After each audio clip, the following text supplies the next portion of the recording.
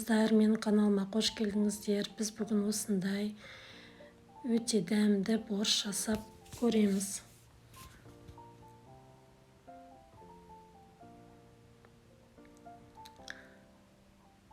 Ол үшін бізге осыны жарты капуста, 2 картошка, 1 пияз, орташа свекла, 1 морков, 2 зубчик чеснок керек.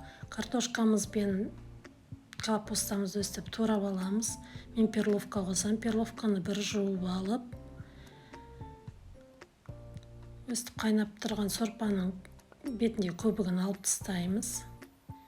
1 сағатта етіміз қайнағаннан кейін үстіне перловканы қосып, тағы 1 сағаттай қайнатамыз. Мен өйткені сиыр етін пайдаландым. 2 сағат қайнайды.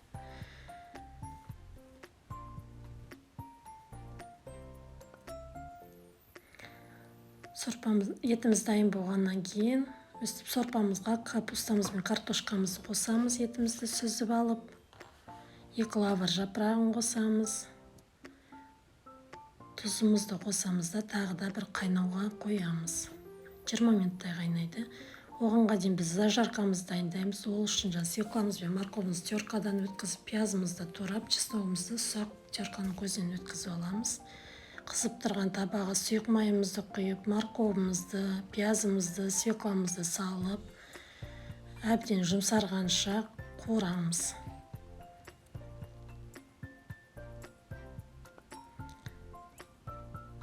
Үстіне қара бұршымызды, тұзымызды саламыз. Мен жарты қасықтай қант салдым.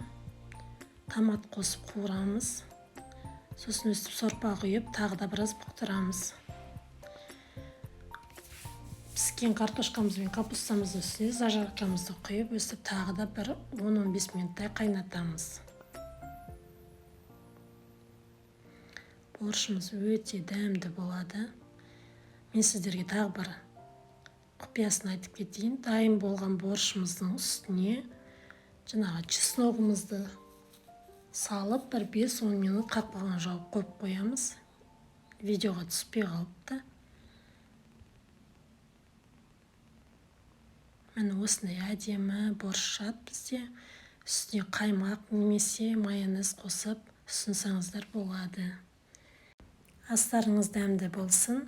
Қыздар, егер менің рецептім ұнап жатса, қоңыраушаны басып, менің каналыма тіркеліп өтіңіздер.